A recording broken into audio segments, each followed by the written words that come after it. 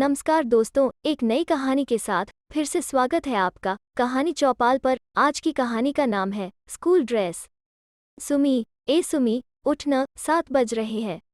आनंदी आवाज लगा रही थी और सुमी आंखें मूंदे न चाहते हुए भी स्वप्न लोक के भयानक वन में विचरण करती सहर रही थी। स्कूल के प्रांगण में सारे बच्चे जमा थे, पर वो उन सबसे अलग मंच पर सिर झुकाए खड़ी थी। सुमी टीचर की तनी भौहें और अपनी ओर उठी उंगली देख थर थर कांप रही थी।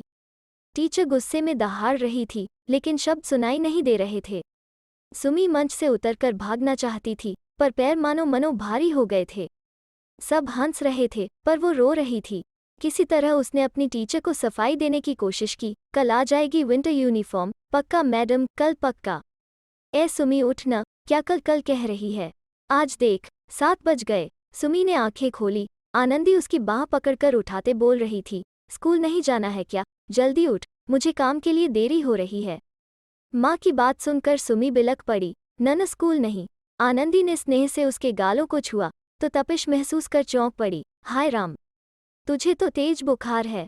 बुखार की बात सुनकर सुमी का रोना रुक गया। बुखार में तो माँ स्कूल नहीं भेजेगी, इस विचार से उसने पल भर को राहत की सांस ली। तू स्कूल नहीं जाएगी तो मैं काम पर कैसे जाऊं? बुदाते हुए आनंदी ने अपने पति को ताका, जो रात भर की चौकीदारी की ड्यूटी करके खाट पर पड़ा सोने का प्रयास कर रहा था। वो उससे कुछ कहती उससे पहले ही रमेश ने करवट बदलकर आंखें मूंद ली। सुमी आनंदी का हाथ हिलाते हुए धीमे से बोली, माँ तुम काम पर जाओ, मैं घर पर रह लूंगी। पर माँ, आज तो यूनिफॉर्म के लिए पैसे ले आओगी ना? सुमी बड़ी आशा से अपनी माँ से पूछ रही थी। आनंदी भी उम्मीद भर ही कर सकती थी कि शायद कोई मैडम आज थोड़े बहुत पैसे उसे दे दे। कुछ पल सोच विचार के बाद वो बोली, अच्छा सुन, मैं काम पर निकलती हूँ, तू बैठकर एक सुंदर सी ड्राइंग बना। तेरा टिफिन रखा है, खा लेना और अपने पापा को तंग न करना, सोने देना। कहकर आनंदी घर से निकल तो गई, पर रह रहकर उसे रमेश पर क्रोध आता रहा। सुमी उसकी भी बेटी है, पर उसे उसकी कोई चिंता नहीं है।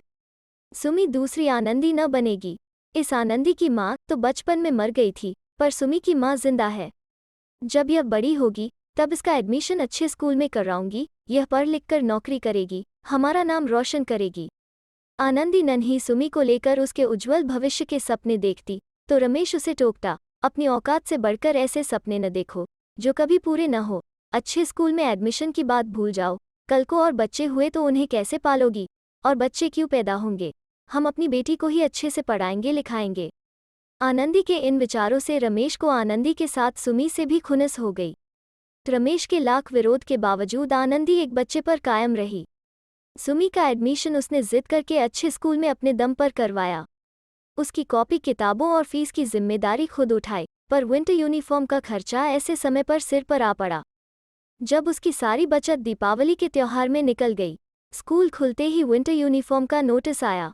उसके बाद तो जैसे टीचर सिर पर सवार ही हो गई। विंटर यूनिफॉर्म के रोज नोटिस आते और वो सुमी को तसल्ली देती, तनख्वाह मिलने दे, सबसे पहले तेरी विंटर यूनिफॉर्म आएगी।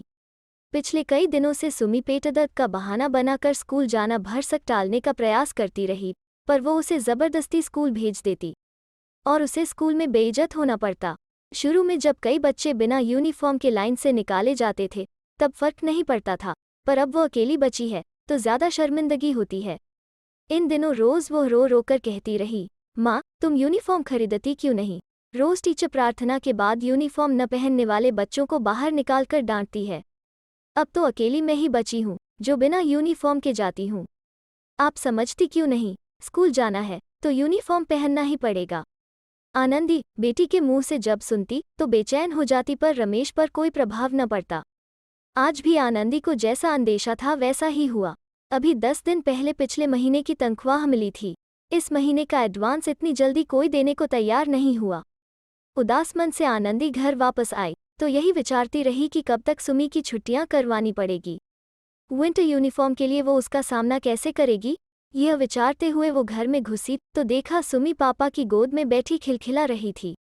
आनंदी को देखते ही वो खुशी से चिल्लाई, माँ देखो, विंटर यूनिफॉर्म। खुशी से उछलती हुई वो कभी कोट दिखाती तो कभी पैंट, कभी स्वेटर तो कभी कंटोपा। हैरान सी आनंदी कभी रमेश को देखती तो कभी सुमी और उसकी विंटर यूनिफॉर्म को।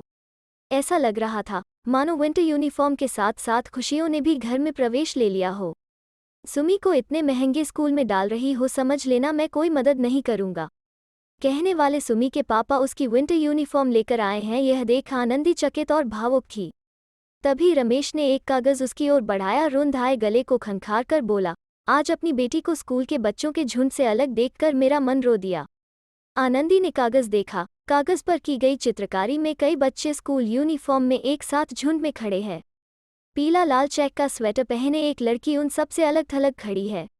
चित्र को हैरान नम आंखों से ताकती आनंदी से रमेश बोला, चिंता क्यों करती है? मेरी चौकीदारी और तेरे झाड़ू पोंछा की तनख्वाह काफ़ी है उसकी हर ज़रूरत को पूरा करने के लिए। हम मिलकर उसको पढ़ाएंगे, सुंदर भविष्य बनाएंगे। आनंदी की आंखों से खुशी के आंसू ढुलक पड़े थे। रमेश को इस तरह भावुक उसने कभी नहीं देखा था। भीगी आंखों से वो बस हाँ में सिर भर हिला पाए। देर तक दोनों सुकून भरी नज़रों से अपनी बेटी को देखते रहे, जो अपनी विंटर यूनिफॉर्म को निकालकर कभी बाहर रखती तो कभी पैकेट में डाल देती। विंटर यूनिफॉर्म पाने की खुशी में सुमी देर तक बंद आंखें किए सोने का असफल प्रयास करती रही और जब सोई तो सपनों की बगिया में विचरण करने लगी। उसने देखा वो विंटर यूनिफॉर्म पहने स्कूल के रास्ते उड़ी चली जा रही है। स्कूल के प्रांगण में खड़े सारे बच्चे उसे अपने पास बुला रहे हैं। जब वो तितली सी इतराती हुई उनके बीच में आकर खड़ी हुई तो अध्यापिकाओं की प्रशंसा भरी नज़रें उस पर टिक गई। सुमी आज निडर होकर सबकी आंखों से आंखें मिला पा रही थी। इसका अंदाजा नींद में उसके होंठों पर आए मुस्कुराहट से होता था। तो दोस्तों, कैसी लगी आज की कहानी? अगर अच्छी लगे तो शेयर, लाइक और चैनल को सब्सक्राइब ज़रूर करें। फिर मिलते हैं एक नई कहानी के साथ।